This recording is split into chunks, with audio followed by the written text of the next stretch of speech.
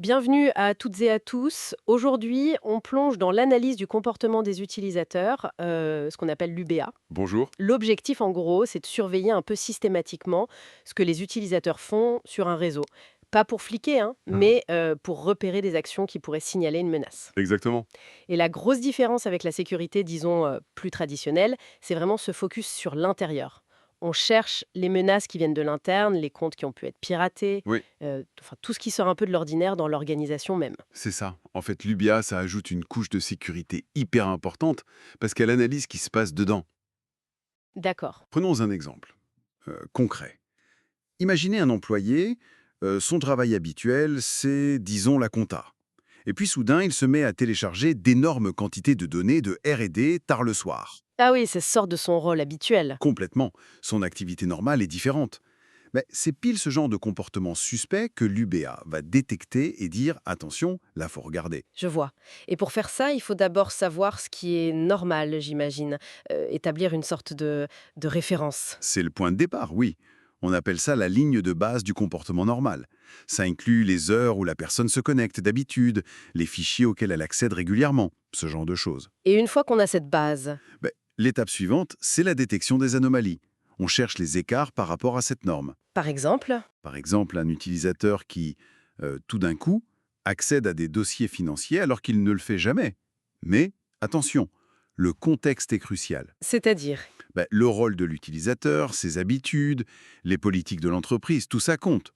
Un cadre qui accède à des fichiers sensibles depuis le siège, bon, c'est probablement normal. oui, Mais le même accès par la même personne depuis une adresse IP inconnue pendant ses vacances à l'étranger, là, ça devient très suspect. d'accord, je comprends. C'est la situation globale qui donne le sens. Et techniquement, comment ça fonctionne? On entend parler de machine learning, d'intelligence artificielle. Oui, alors l'apprentissage automatique, le machine learning, c'est très utilisé. Ces algorithmes peuvent apprendre seuls, en quelque sorte, à partir des données. Apprendre quoi? Ils apprennent à reconnaître des motifs, parfois très subtils, qui indiquent une menace potentielle. Par exemple, une augmentation lente mais constante des accès à des fichiers confidentiels, ça pourrait signaler une tentative d'exfiltration de données en préparation. Fascinant. Et il n'y a pas que ça, j'imagine? Non, on utilise aussi l'analyse statistique, plus classique on va dire. Ça permet de quantifier les écarts. Genre, Genre, cet accès à tel fichier dépasse de 3 écarts types la moyenne habituelle pour ce service.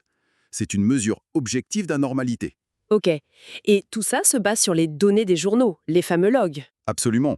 Les logs d'accès, les logs des applications, du réseau, c'est la matière première. C'est en analysant et en corrélant ces logs qu'on peut reconstituer ce qui s'est passé. Corrélés. Oui, par exemple, une tentative de connexion échouée depuis Paris, suivie une heure après par une connexion réussie depuis, disons, Moscou, puis un accès à des données sensibles. Ah oui, là, le scénario du compte volé devient plausible. Voilà. Pris séparément, chaque événement est peut-être anodin. Mais ensemble, ils racontent une histoire. C'est ça la force de l'UBA. Très clair. Donc si on résume les grands cas d'usage, on a la détection des menaces internes, Oui, l'employé qui copie des plans par exemple, c'est ça. la détection des comptes compromis, l'accès depuis un pays bizarre, et la prévention de l'exfiltration de données, surveiller les gros transferts sortants anormaux. Exactement. Ce sont les 3 piliers. Maintenant, pour mettre ça en place, Oui, comment on fait concrètement? il faut d'abord une collecte de données assez exhaustive. Log réseau, système, appli. Ensuite, souvent, on intègre ça avec les systèmes SIEM existants pour avoir une vue centralisée. Et bien sûr, c'est une surveillance continue, il faut s'adapter. J'imagine qu'il y a des défis quand même, hein? Ah oui, plusieurs. D'abord, le respect de la vie privée. Avec le RGPD en Europe, par exemple, on doit faire très attention à comment on traite les données des utilisateurs. L'anonymisation peut être nécessaire. Oui, c'est un point sensible. Et le risque de fausses alertes, les fameux faux positifs. C'est l'autre gros défi. Si le système génère trop d'alertes pour rien, les équipes de sécurité finissent par être débordées et risquent de manquer la vraie menace. Il faut donc affiner les modèles en permanence. Et la capacité à gérer la quantité de données, j'imagine. Oui, l'évolutivité. Avec le volume de données actuel, il faut des systèmes robustes. Mais bon, malgré ces défis, ça fonctionne. On a des exemples concrets. Comme? Une banque qui détecte un employé téléchargeant des fichiers clients en dehors des heures de bureau juste avant de démissionner.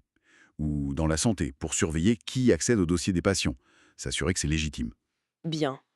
Donc, en conclusion, l'UBA, c'est vraiment cette approche de surveillance et d'analyse systématique pour repérer ce qui sort de l'ordinaire dans le comportement des utilisateurs. C'est tout à fait ça.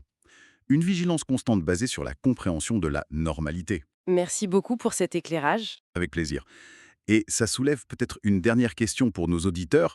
Si l'efficacité de l'UBA repose tant sur cette définition du normal, comment les organisations peuvent-elles s'assurer que cette définition reste juste et pertinente?